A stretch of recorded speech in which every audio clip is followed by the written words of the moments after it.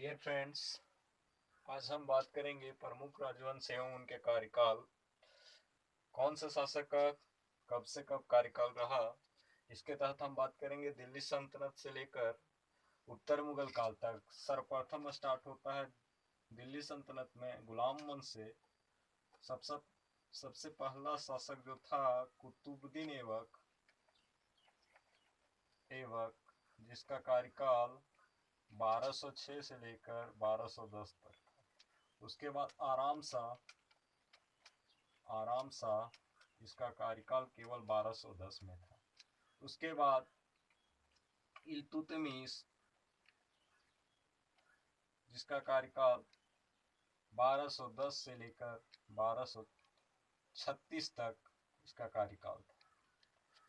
उसके बाद इल्तुतमिश के बाद रजिया का कार्यकाल आता है। रजिया सुल्तान नामक महिला शासिका, प्रथम महिला शासिका, 1236 से लेकर इसका कार्यकाल 1240 तक था। उसके बाद बहराम शाह का कार्यकाल आता है, जिसका कार्यकाल 1242 से लेकर 1246 तक था। 1240 से लेकर 1242 तक था। उसके बाद अलाउद्दीन मसूद शाह का 1242 से लेकर 1246 तक था। उसके बाद नसरुद्दीन महमूद, जिसका कार्यकाल 1246 से लेकर 1266 तक। उसके बाद इसका दामाद, इसका ससुर, नसरुद्दीन महमूद का ससुर बहाउद्दीन, जिसका नाम था बलबन के नाम से इसे जाने जाते थे लोग, बलबन, इसका कार्यकाल 1266 से लेकर 1286 तक था। बलबन के पश्चात छोटे मोटे शासक हुए, जैसे कैकुबाद, कैखुसरो,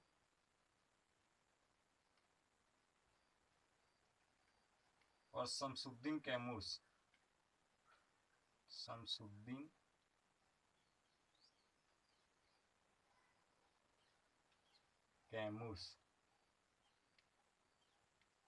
ये मिलकर 1286 से लेकर 90 तक छोटा छोटा कार्यकाल में ये शासन किए।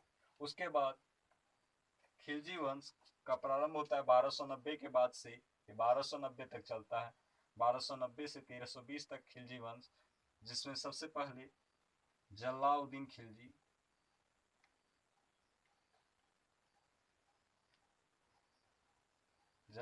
खिलजी का कार्यकाल था 1290 से 1296 तक। उसके बाद अलाउद्दीन खिलजी,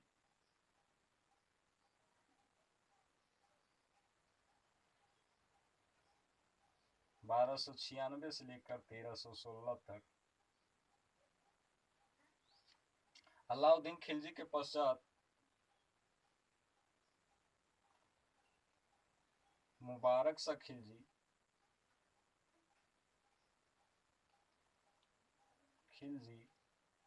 जिसका कार्यकाल 1316 से लेकर 1320 तक था। यहाँ पर एक छोटा सा शासक होता है नसरुद्दीन खिलजी, जो 1320 में ही कार्यकाल संभालता है, अंतिम शासक खिलजी वंश।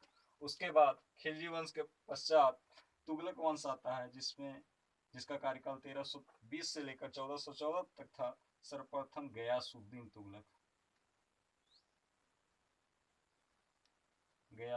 तुगलक, जिसका कार्यकाल 1320 से लेकर 1325 तक था। गयासुद्दीन तुगलक के पश्चात मोहम्मद बिन तुगलक,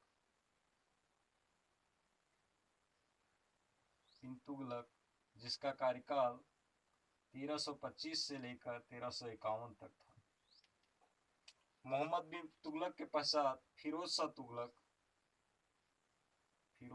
शाह तुगलक, जिसका कार्यकाल 1351 से लेकर 1388 तक था। फिरोज शाह तुगलक के पश्चात छोटे मोटे शासक हुए और इसमें अंतिम शासक जो था वो नसरुद्दीन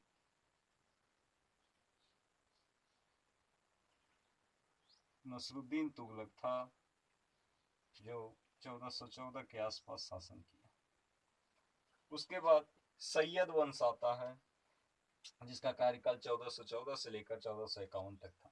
सैयद वंश का स्थापना खिज्र खां के द्वारा, इसका शासक 1414 से लेकर 1421 तक होता है। उसके बाद मुबारक शाह 1421 से लेकर 1434 तक शासन होता है। उसके बाद मोहम्मद शाह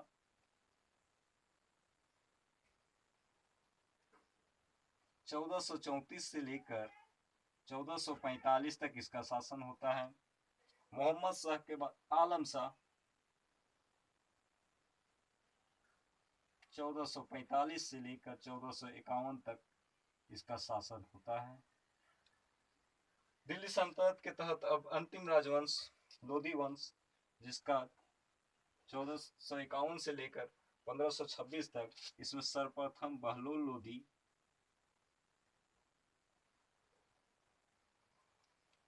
1451 से 1489 तक।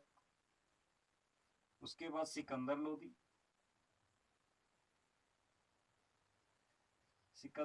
1489 से लेकर 1517 तक। सिकंदर लोधी के पश्चात इब्राहिम लोधी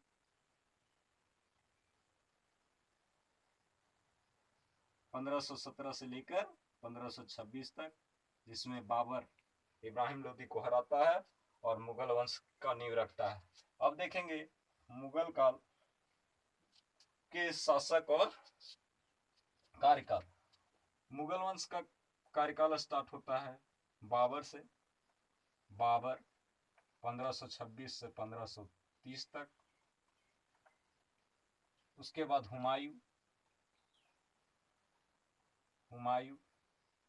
1526 से 1530 से लेकर 1556 तक। उसके बाद अकबर 1556 से लेकर 1605 तक। उसके बाद जहांगीर 1605 से लेकर 1627 तक। उसके बाद शाहजहां 1627 से लेकर 1651 तक।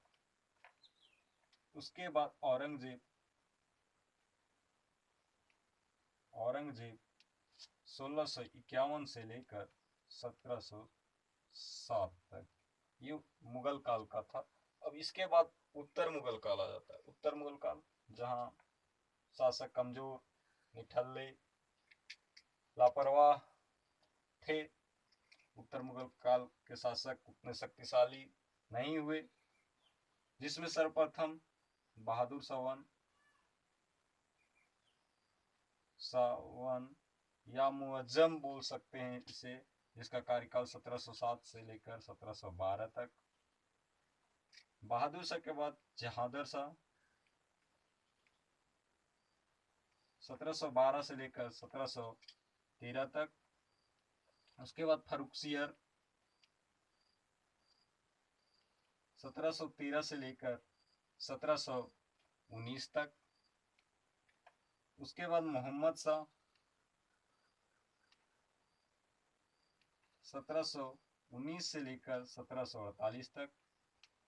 उसके बाद अहमद शाह